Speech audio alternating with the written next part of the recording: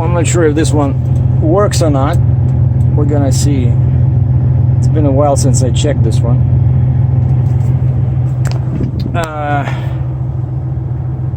But basically I'm still at the TA, and this one, when it gets late, there's always some, you know, kind of a agitation happening here. Like people get so close to each other, you know. But what I like is that it doesn't happen often that you have that dirt behind the pavement, and so that's good for me because, you know, I'm pretty long, right? And so I put the rear axle in the back there on the dirt, and so I don't stick out. You see, like over there, the white truck, the front is even further that way than me. And so, but still, at night, you know, sometimes I wake up because somebody comes so close. They come in like this, and they go, because there's people parked right here. And funny thing happened yesterday. See, like where this red truck is parked, right? I think there's nobody next to me. Yeah, I was parked in this spot next, which is empty now.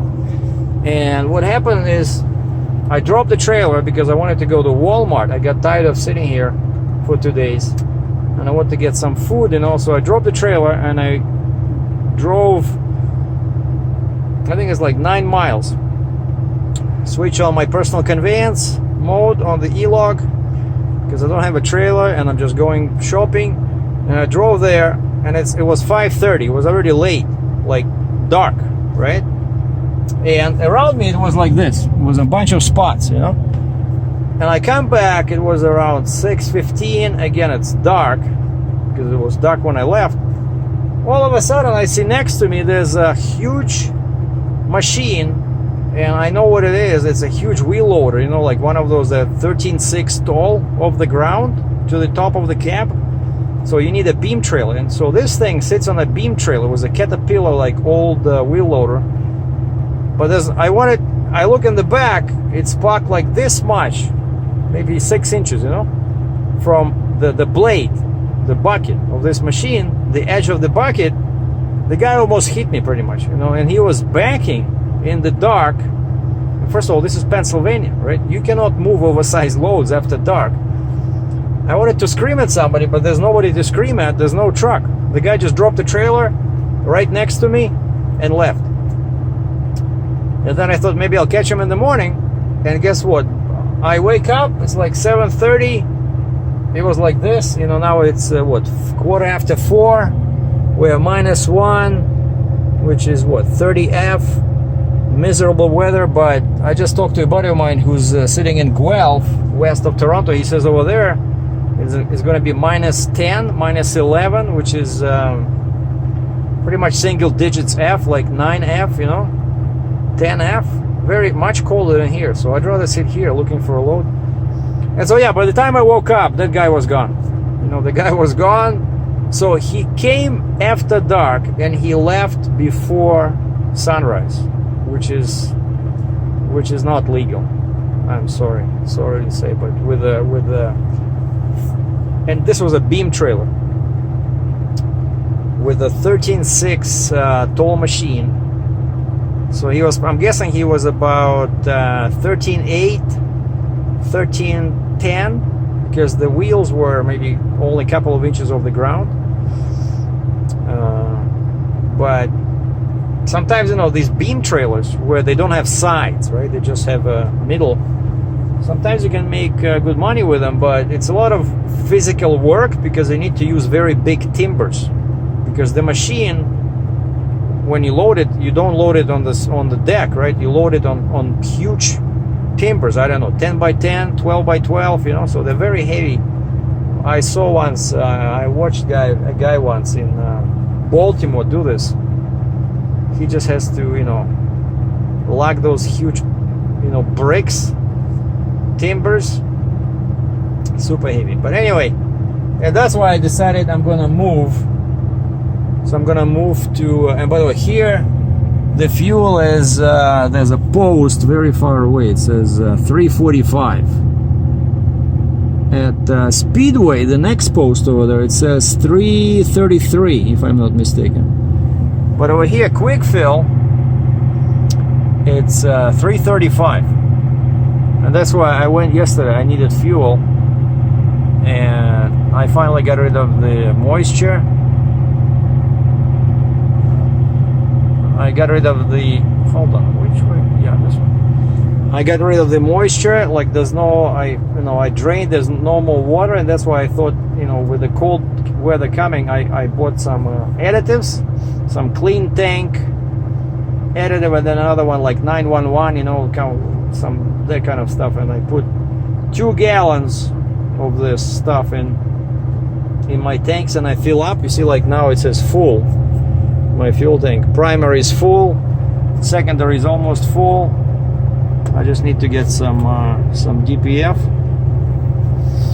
and now we're just warming up the engine. But yeah, basically I want to move over there because there's much more spots in there, and you can sleep better knowing that nobody's gonna hit you.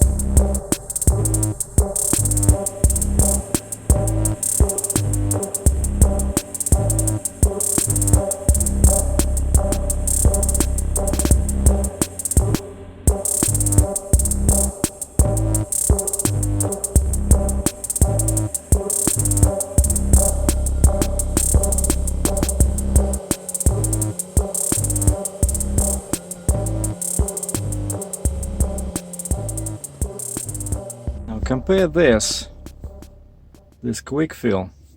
There's a bunch of spots here. There's a bunch of spots over there, right next to the truck stop. And actually, they have a pretty decent, like a tiny motel on the second floor of that building. The guy says, "You have a CDL?" I said, "Yeah." He says, $34 plus tax. It was like $38, But they want $5 as deposit for the key. So you have people just disappearing with keys? Like, what's the story here? Well, that's how we require $5. You'll get it back when you bring back the key. But flat screen TV, it's just small room with one bed, but it's like pretty big bed, and you have a bunch of spots over there, and we have 2 heavy haulers over there. It's a bit far, but there's T800, that white one with the red roof, T800. wide hood, T800W. And this guy has a 4-axle truck, mid-roof sleeper, so setback axle, pretty large spacings between his last 3 axles, and he has I think it looks like even Fontaine, like a Fontaine trailer. He has some big machine over there, and the guy behind him is Peterbilt, also has a very similar machine, some kind of a compressor or something. And you see on this guy all the axles are down, so that's pretty heavy, but his neck is so short, like his fifth wheel is behind his axle 3. I don't know, maybe it's not that heavy, but if I was doing something like this, and because of course mine is I have the 36-inch, I have a 36-inch flip box neck extension, I can go even past axle 3, you know, and if I'm not careful, I can go so far that the front of the trailer starts hitting the fenders. You know, that's one thing I kind of like regret doing. And I talked to a friend of mine who's just installing similar fenders. I said, make sure on your truck they don't raise the fender too much.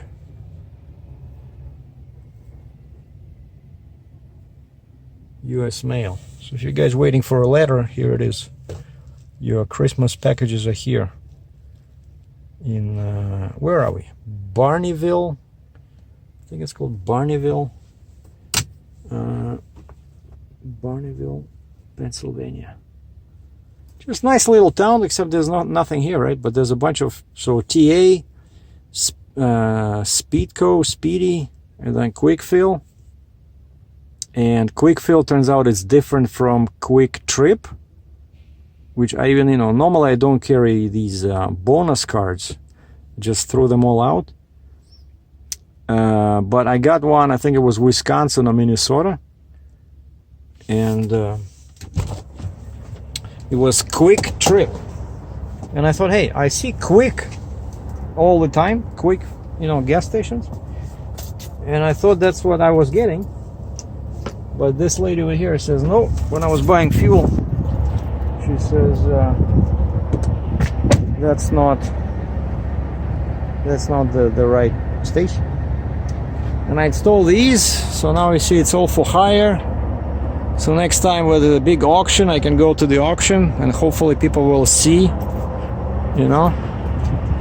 But I thought I was buying one of these signs, you know, where they look more professional, whereas this one is just plastic. You know, I try to separate it, and then I see, wait a second, all the letters get separated as well. You know, it's kind of like this, just a sticker, right? It's not the actual transfer kind of like letters. But yeah, you see this? So that's 36 inches, right? And that's why I see my fifth wheel is over here. So basically about, I don't know, 15, 16 inches forward of axle 3. And so that what allows me to transfer lots of weight. But you see this? That's how they should not have done it like that. That's too much. And this guy from Florida says what they can do is they put like a special block there so that when the axle goes up, it doesn't go this high. Because of course they had to put the fender this high because, well, there's still lots of room in there. They could have put it at lower, but you see, if I go any further, even now, I don't know. Well, I think did I hit it again? No, I think this was last time. I think I checked now, so this goes here. It's the last position I can be in with this. Like, I cannot go any further. If I go any further, it'll start hitting this fender on turns. But you see how much higher it is over there? Over here, the fender is under the frame, right? You see this? But over here, it's taller than the frame. So that's not the proper way to do it. But the thing is, Remember how I had trouble with I had trouble finding a shop that can swap my wheels, and they were saying we don't have tools to take off your fenders. What tools? Turns out all you need is this. You need this Allen key. The one you open, you don't need to disconnect these. You just unscrew this. 1, 2, 3, and 4. You unscrew these, kind of like make them loose, and this whole thing slides. Like this stays in place, but this fender slide, and of course it was getting stuck, so I just sprayed some oil here. That's why I started rusting now. That's one bad thing, but I managed to take it off because I had to move my fifth wheel forward, and so when I took it off, you know, that's why sometimes you see actually guys, you know, that's what I might need to do. I don't want to do all that kind of blocking and stuff, but what I can do is just, if I have a load where I need to take it off, I might just take it off, you know. But they're pretty big. Like, where do you put them, you know? Last time when I had this I had this forwarder. I had the forwarder. I just put it in. No, what did I have? I had the trencher to Texas. The cab was so big, I put this inside the cab, you know. So, but other than that, so once I have for the tandem Jeep, this thing has to be about 83 inches, so it's going to be like this, at least double. So that's 36, right? So it'll be like this, and that will allow, so the neck will be like this 60-ton trailer. That's why it's 60 ton. That's why it's so heavy, because it supports that 83 inch. So I'm trying to sell this one, but I don't know if I should maybe keep it or sell it. I don't know, but that's a lot of money that I can use to pay for the Jeep in this thing. And you see, that's what's happening. Snow, bad weather, and I'm running like this with one axle up. I put the board in here, put the board, then drive on the board and drain all the air, and then I use this chain, and this light just keeps blinking, you know.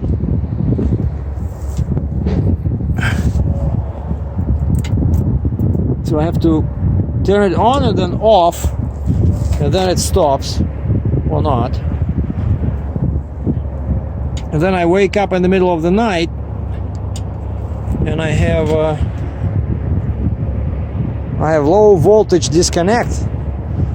You know, it says low voltage disconnect, because this thing, I don't know, does it take? I don't think it takes power. But what I do for the night, I just unplug this.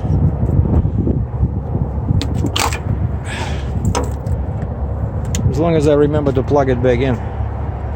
Yeah, you see this? That's what we're gonna look like this. My favorite. So that's where the flip box, it can still take 60 tons in 12 feet of space, but in the back we'll have 2 and 2, and that's the Stinger, right? That's what my trailer is capable of. So no matter what you have here, 2, 3, 4, it's still 60 tons in 12. That's why this trailer is so heavy, and that's why I'm 7,000 pounds heavier than my previous 55-ton trailer. Alright, I'm gonna go inside, grab some tea or coffee, and then tomorrow it's back to the drawing board, trying to find a load. Thanks for watching.